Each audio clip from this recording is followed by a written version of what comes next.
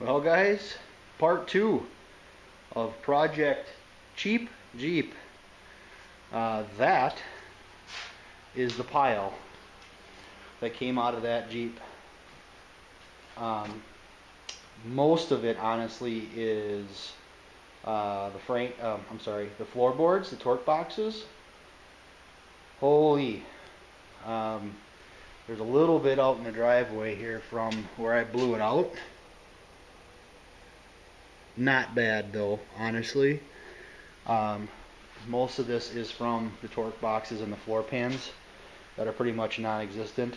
So I'm gonna have my work cut out for me. Good news is I don't have many spot welds to drill out. Bad news is rockers are gonna need some work, which really doesn't come as a surprise. And honestly, having those Sahara moldings on there will actually be a benefit because I can do all of my welding and grinding and body work and stuff behind those, and I'll just put the moldings back on and it'll be just fine. So that's a good thing. So also took the passenger seat out. What a disaster. There was definitely some butchery. Apparently these seats are supposed to like flip and fold so you can get in the back. Neither one of them do that. So I could not get to those back bolts. Luckily, quote unquote luckily, that one was completely rotted out of the floor anyways. So a little air chisel and a little bendy flexy, and I basically busted it out of the floor. Not what I like to do. I did not have a choice. And it doesn't matter because the floors are all getting done anyways. So I'm going to leave this one in the heated shop so I can try to figure out how this voodoo works and get it taken care of. So I've got a guy coming to buy a car here in about an hour, so I'll have one less. Actually, I'm going to have the same amount because I just bought that Jeep. So we're kind of doing a flip-flop. But yeah, so that's very short part two. Actually, when we walk out, we'll actually go check out the Jeep itself. Let's go for a walk. I'm going to leave the heated shop.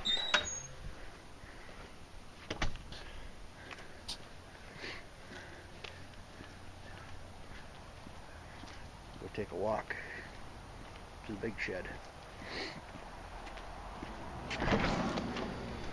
Okay, so now we're in the big shed. Okay, so Cheap Jeep is in here. Lighting isn't as great. So yeah, you can see an awful lot of floorboard there. Yeah, or see a lot of awful concrete floor. There's why I had to butcher it out. Didn't have a choice. The back is pretty good. There's a spot in each corner that needs some attention.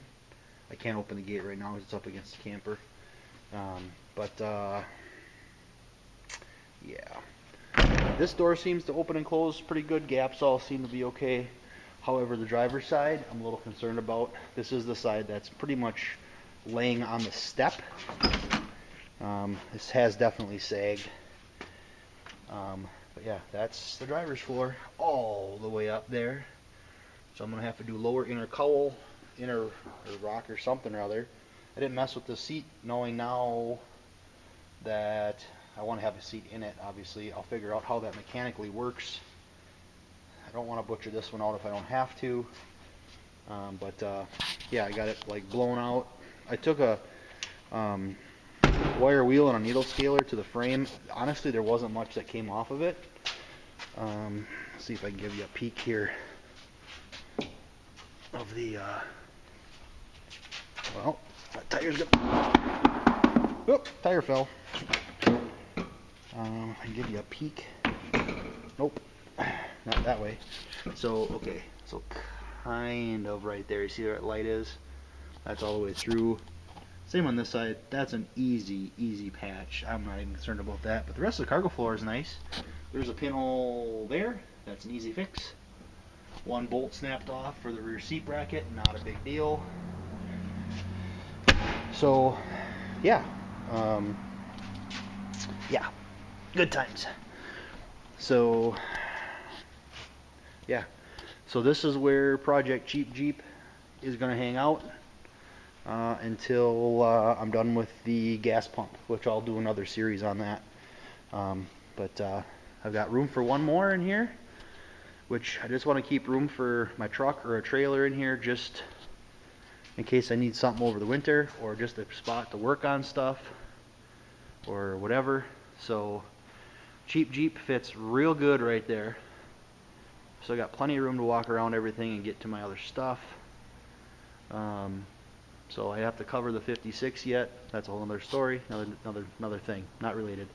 So, all right, part 2, Project Cheap Jeep, stage 1 complete.